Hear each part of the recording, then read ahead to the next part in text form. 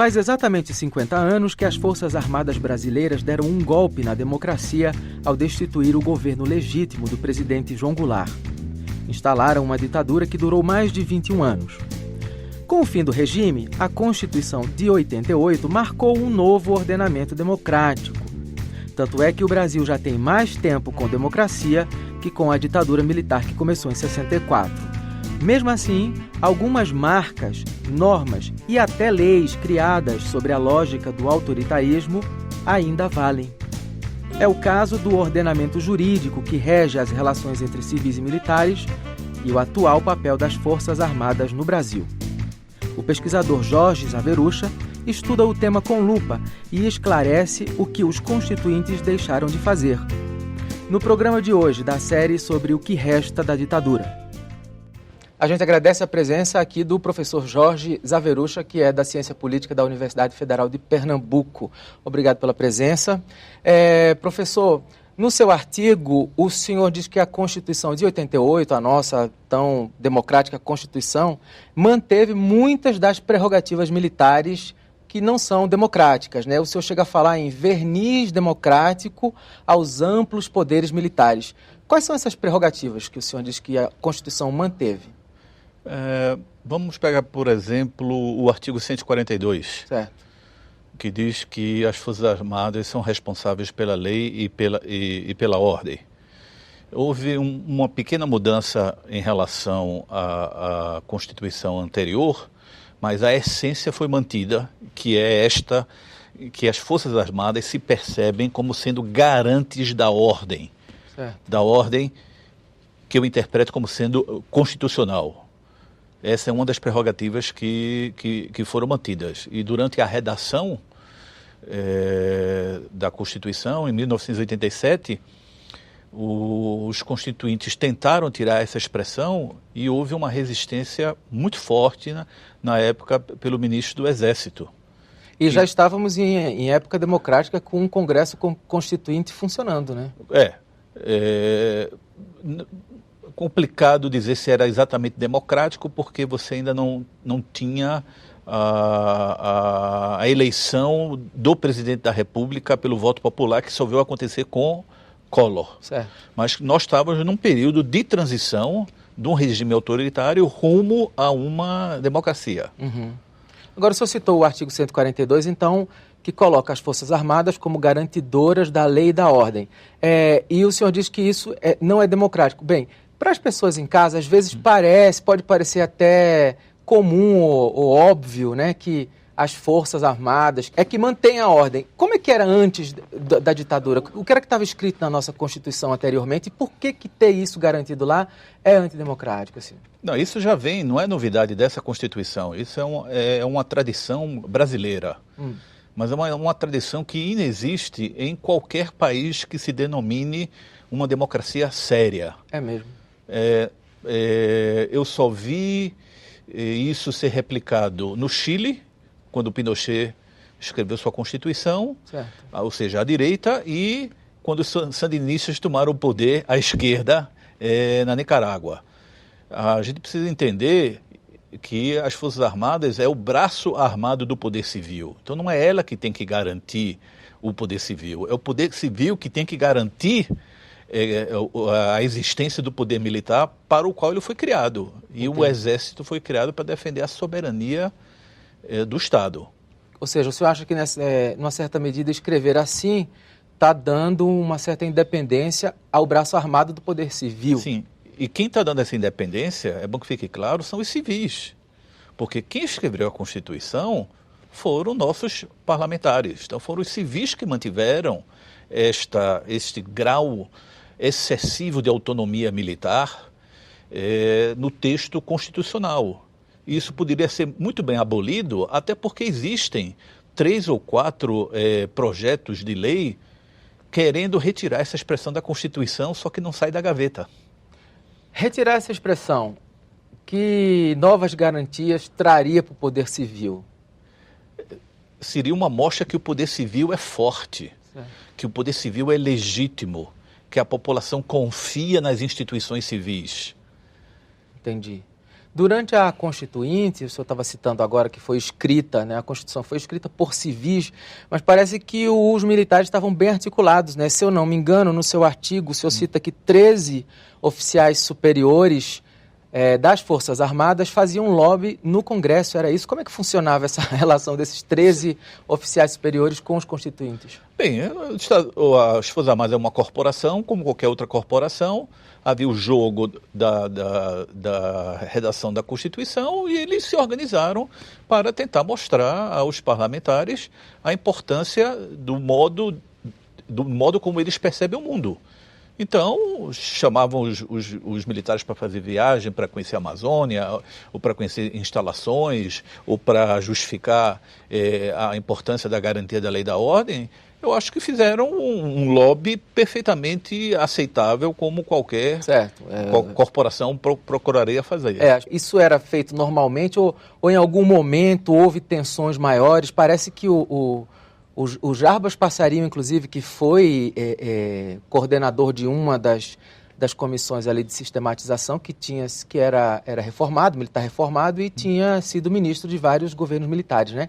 Parece que tem alguns episódios ali, né, junto com o ministro do Exército, Leônidas Pires, o senhor cita no seu artigo, que ele chegou a fazer pressão para algumas coisas, inclusive para tirar, eu acho que o poder da ascendência das Forças Armadas sobre as polícias militares, foi isso? Bem, já havia um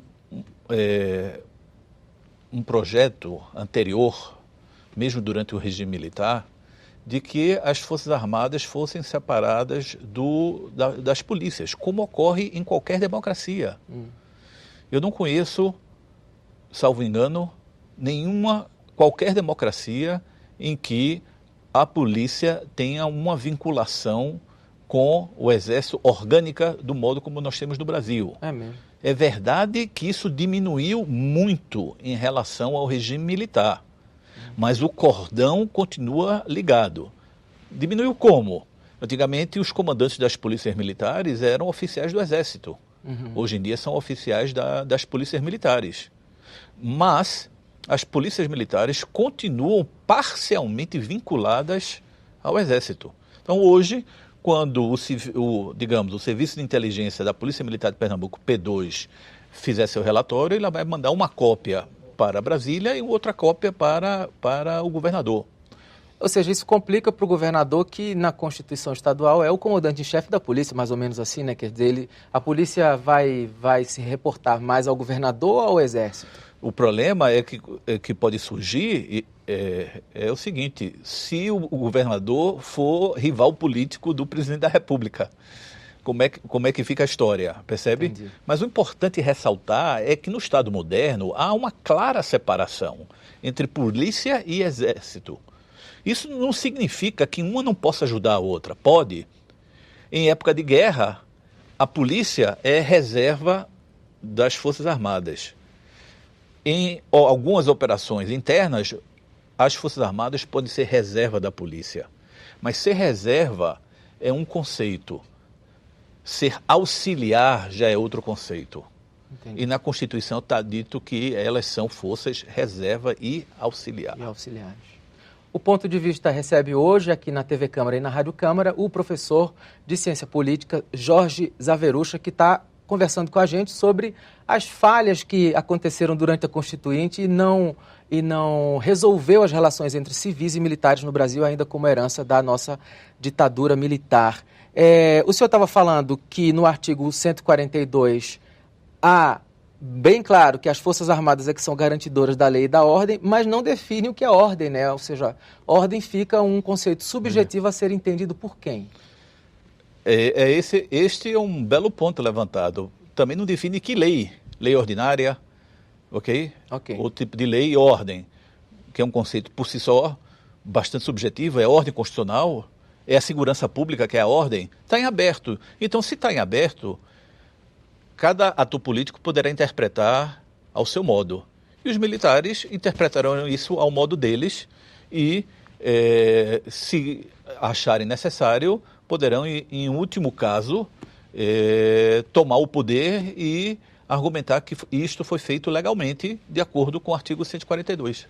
Ou seja, da maneira que está, vai depender muito de negociações, de conversas, de temperaturas, é isso? Olha, o que eu acho inusitado é a quantidade de mudanças na Constituição que ocorreu desde 1988. Sim, foram feitas N emendas, N né? emendas. Por que é que no capítulo referente a Forças Armadas e Polícia não se toca praticamente nessas mudanças? Por que seria? Bela questão. Isso antes da assunção do Partido dos Trabalhadores, a gente podia dizer que isso era uma espécie de um hedge, de uma proteção, digamos, das classes mais abastadas, ou da burguesia, ou algo similar, como proteção caso houvesse um vulcão social, certo, né?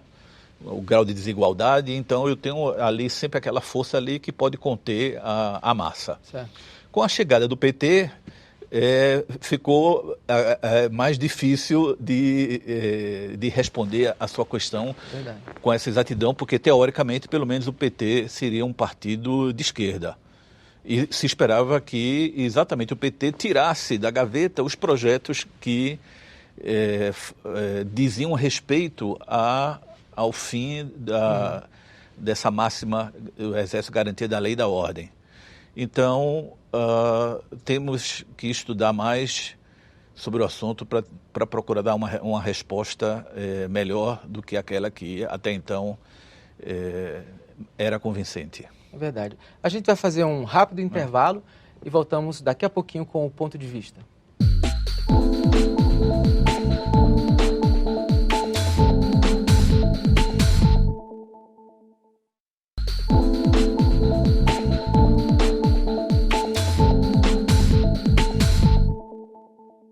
Estamos de volta com o ponto de vista aqui na TV Câmara e na Rádio Câmara, que hoje recebe o professor Jorge Zaverucha, que é da Ciência Política da Universidade Federal de Pernambuco, e está conversando com a gente sobre o que ainda resta para ser resolvido na Constituição sobre as relações civis e militares, mesmo depois de 2 décadas sem ditadura militar. Professor, e a questão dos tribunais militares? Os julgamentos, parece que isso também não ficou resolvido na Constituição, apesar de algumas mudanças nos últimos 20 anos, né? É verdade. Note que o Código de Disciplina Penal Militar e o Código de Processo Penal Militar, eles foram redigidos em 1969, que é exatamente a época dos chamados Anos de Chumbo. Uhum. E, obviamente, as Forças Armadas criaram esse código para poder favorecer os seus integrantes. E esse código ainda está em vigor? Esse código ainda está em vigor nos dias de hoje. Eu não sei se você se recorda que o ex-presidente Fernando Henrique Cardoso criou uma comissão para rever esse código. Uhum. E houve uma reação tão grande do STM, que no caso, Superior Tribunal Militar. Superior Tribunal Militar, que por sua vez funciona de um modo muito similar como funcionava durante o regime militar, tá certo? A reação foi imensa e uma das integrantes dessa comissão que estava vindo a Brasília foi desembarcando aqui e voltando para o Rio de Janeiro, salvo engano. Imediatamente. Por quê? Devido à pressão militar, e Fernando Henrique, na época presidente, achou que naquele momento não convinha enfrentar os militares. Provavelmente ele tinha outros problemas maiores. Então, você vai sempre adiando, porque não é um assunto que não é considerado de urgência pelo Congresso Nacional. Então, não é considerado de urgência porque, digamos, o Código está em vigor, mas eles estão de vigor, na prática pode não representar muito, então as pessoas põem panos quentes, ou a gente tem algum resultado prático, assim, alguma consequência, melhor dizendo, prática, de ter um código de 1969 ainda em vigor? Olha, o que chama atenção é o seguinte: Chile, Argentina e Uruguai também redigiram códigos penais militares durante a ditadura. Quando fizeram a transição para a democracia, acabaram com esses códigos. A pergunta é por que o Brasil não acaba? Por que nossos vizinhos são capazes de criar um código similar, são capazes de extingui-los e nós não? Qual é a sua hipótese? Para mim, isso mostra que os militares ainda têm bastante força política no Brasil, ao contrário do que muitas pessoas imaginam. Sabe-se, inclusive, que o nome de Tancredo Neves, né, como candidato à presidência para suceder o general Figueiredo, foi negociado com os militares, né? E aí também é fato que eles vetaram Ulisses Guimarães para suceder o Tancredo quando o Tancredo ficou doente, né? Houve outros casos durante a Constituinte, assim, de pressões tão patentes, assim, dos militares para determinadas coisas que inclusive não tinham a ver com a questão militar? Aconteceu esse tipo de pressão, assim, durante a Constituinte? Não, durante a Constituinte eles pressionaram para que o artigo 142 permanecesse. Esse é fundamental, tanto é que as operações de segurança pública que são realizadas têm o nome de operações de garantia da lei e da ordem, chamadas GLO. Os militares não admitem de jeito nenhum perder esse tipo de poder, porque no fundo eles se veem como sendo os responsáveis pela pátria. Pela pátria, né? Pela pátria, pelo Estado. Isso é histórico no Brasil, né, professor? Desde a República, da proclamação da República. Exato. Eles, no fundo, se acham que se isso aqui degringolar, quem vai ter que colocar ordem nessa possível e suposta bagunça terá que ser os militares. Então, eles não abdicam de modo algum do artigo 142. O senhor não acha que hoje, por exemplo, a gente vive ainda um aprendizado de democracia e que isso pode melhorar com o tempo, inclusive dentro das próprias corporações militares e corporações civis que se submetem ainda? Ou é preciso realmente fazer algumas mudanças aí nas normas? Não, eu acho que há avanços. Há avanços, inclusive nas relações civil-militar. Por exemplo, foi criado o Ministério da Defesa. E quando o Ministério da Defesa foi criado de um modo caótico. Hoje em dia o Ministério da Defesa funciona muito melhor do que quando foi criado da primeira vez no governo Fernando Henrique.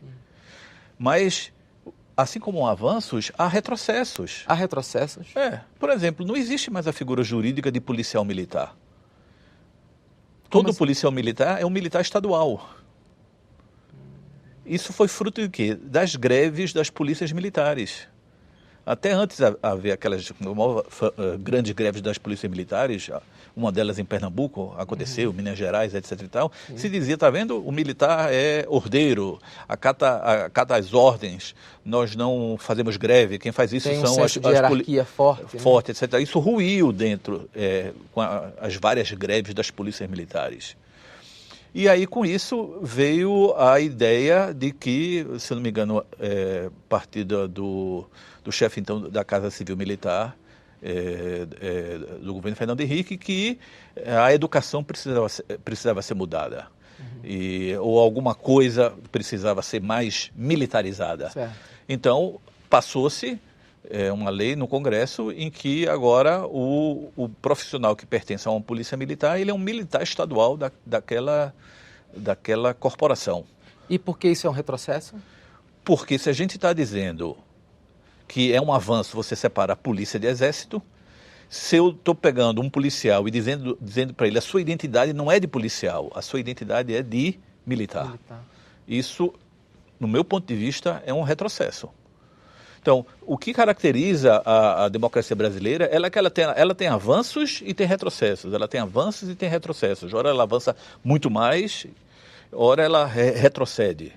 E, por exemplo, o período que nós estamos vivendo agora, de extrema turbulência, avanços ou retrocessos podem vir a acontecer, porque as coisas não ficarão paradas como estão.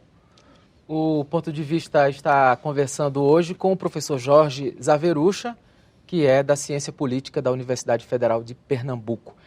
Falando um pouco também dentro dessa área aí, a famosa Lei de Segurança Nacional, ainda em vigor. Isso. Como é que se explica que a Lei de Segurança Nacional, que é a lei cujos valores pertencem a doutrina de segurança nacional, que era a doutrina do regime militar. Esta última versão é de 1983. Então, como explicar que dentro de um país que quer ser considerado como uma democracia consolidada, uma democracia sólida, a Lei de Segurança Nacional ainda perdure? E olha que nós temos 4 propostas de parlamentares de esquerda para acabar com a Lei de Segurança Nacional. 4. E não se acaba com a Lei de Segurança Nacional. O que essa doutrina de segurança nacional tem de contraditória ou de enfrentamento com valores democráticos? Porque ela foi criada para punir mais severamente quem fosse considerado inimigo da pátria. Inimigo da pátria, do Estado, né? Ou quem violasse a segurança nacional. Então, se você trafica droga, pelo Código Penal a punição é X. Se você trafica droga e isso está ameaçando a segurança nacional, é X ao quadrado, digamos assim. Ela é uma lei mais dura, porque esta era a visão. Combater, é uma lei feita para combater o inimigo, no caso, o inimigo interno. O inimigo, os opositores do regime militar, civil-militar, né? Que na época eram considerados inimigos. Na democracia nós não temos inimigos, nós temos rivais. Certo. Temos pessoas com ideias conflitantes. Então, essa lei, como na Argentina, como no Chile, como no Uruguai, que tinham essas leis, também deviam ser abolidas, mas não se consegue abolir essa lei, mesmo o atual governo tendo uma ampla base, uma coalizão bastante folgada no Congresso Nacional, e se quisesse poderia abolir essa lei. Isso é daquelas coisas que se prefere não mexer, seria isso? A impressão que dá é essa, não é? Porque se depois de 25 anos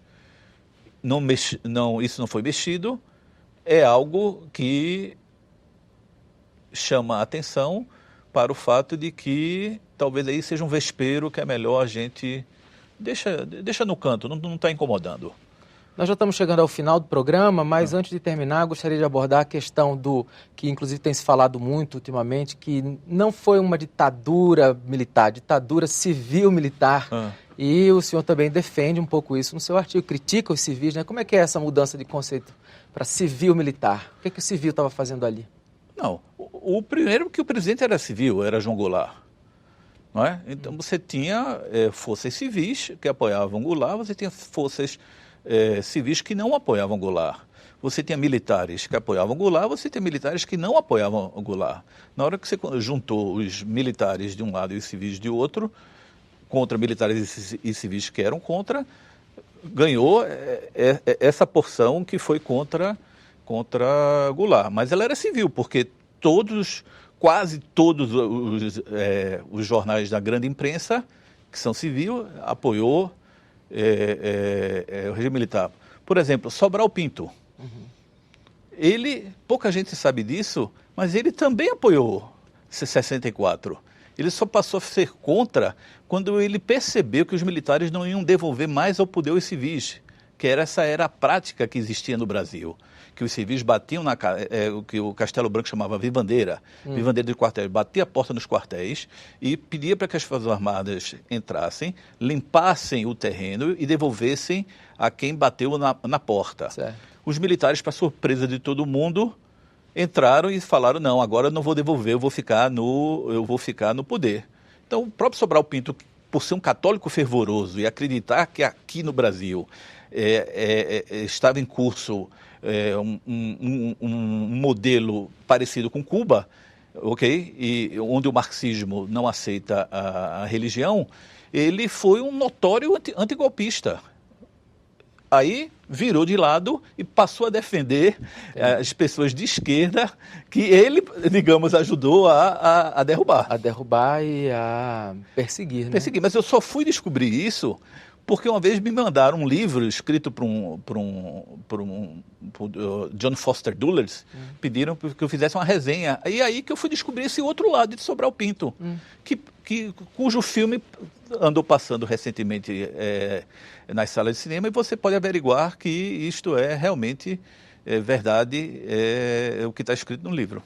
Ainda há muitas questões aí para serem resolvidas nessas relações civis militares no Brasil, mesmo depois de mais de 2 décadas de democracia. A gente agradece ao professor Jorge Zaverucha, da Universidade Federal de Pernambuco, pela presença aqui no Ponto de Vista, e nos despedimos, mas voltamos na próxima semana com mais um programa da série sobre os 50 anos do golpe militar no Brasil. Se você quiser divulgar, mandar para um amigo ou assistir de novo essa entrevista, acesse o site www.tv.câmara.leg.br/Ponto de Vista. Obrigado, um abraço e até a próxima semana.